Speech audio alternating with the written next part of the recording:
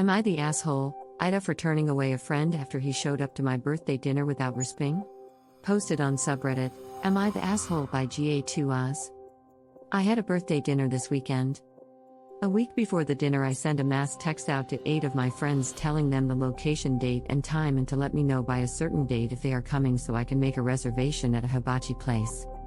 Most people said they could come. One friend said they couldn't make it, and another friend never responded. A couple of days later, I was talking to one of the friends I invite about the dinner, and they said they thought the friend who didn't answer was coming, but they weren't sure. I said that he needs to RSVP so I have the accurate headcount for the reservation. I never heard from the friend who didn't respond, so I made the reservation accordingly. I should add that before I made the reservation, I texted in the mass text chain with last chance to RSVP. I'm making the reservation at this time today. On the day of my dinner, the friend who didn't respond showed up right as the hostess was asking for the name of the reservation. I told her that we had an extra person show up, and I apologized. She looked to see if she could place all of us, but was unable to find a place to accommodate an extra person without us having to wait 2 hours.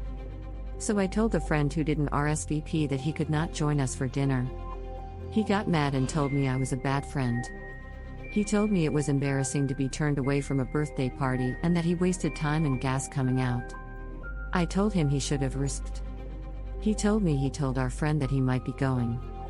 I told him that wasn't good enough and he should have told me. He told me that I should have asked him if he was coming. AITA? Edit. For those stating I should have assumed he was coming because another friend said he might be, I don't work off of hearsay.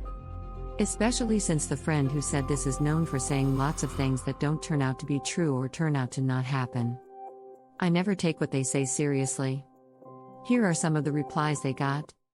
Throwaway 2020 replied. Ops Edit offers a very convenient explanation as to why said friend, who delivered the not actually an RSVP, is apparently notorious for saying many things that do not pan out to be true. So basically, this first friend was unsure if he was gonna make it, probably right up until he actually got in the car to go, given how self-centered the rest of his behavior is, was probably weighing other social opportunities, and told this very particular person so that if he indeed didn't come, everyone would chalk it up to the other person's reputation for bullshit, but that if he did come he could claim he gave notice. The friend who didn't RSVP sounds like a massive op, and not just in this particular situation. I'd cut them entirely. Direct_gas470 replied. So true, he says Op should have asked him. Op did ask him, twice. When he said let me know by a certain date if they are coming so I can make a reservation at a hibachi place. And he texted again, last chance to RSVP, I'm making the reservation at this time today. What more does he want? All he had to do was text back that he would come. Does he think he's so special that Op would ring him alone of the 8 people invited, to confirm if he was coming or not? When he showed up without confirming, Op did ask if the restaurant could make room for him, but they couldn't, not without a 2-hour wait. Why should everybody else be inconvenienced by this one fellow? And he blames Op? Too high maintenance, that fellow, ditch the so-called friendship. Delicious_year_2438 said. I was like Op's friend, back in my 20s. Can't speak for the friend, but for me, I was really distracted all the time and unable to make a commitment. Until my friends let me know that my behavior was not okay, I just went along my merry way, being obtuse and rude but without ill intent. I am not saying this to excuse Op's friend, but more to point out that Op did exactly the right thing by drawing a line in the sand. The best case scenario is that Op's friend is just flighty and not a true, fundamental and they just needed a kick in the pants to shape up. Hopefully, this will do the trick. Then user Jealous Preference 3 said. I'm sorry, but if you are flighty you are an Making others wait for hours is an move. Not RSVPing is an move. Umming and ahhing about a commitment is an move.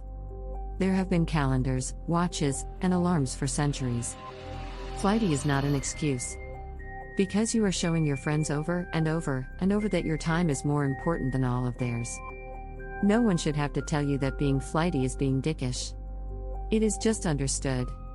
Which it's the derf replied back. And before someone accuses you of not being understanding of those with ADHD/executive functioning disorders/social anxiety, All of those things are a reason to be like this, but it doesn't excuse it. I struggle with executive functioning, and by the second "hey, if you want to do this," LMK text, I would have gotten my addish ass in gear and given a hard yes or no. Even if you struggle with stuff that makes making plans hard, it's no excuse to hold others hostage to your lack of coping skills.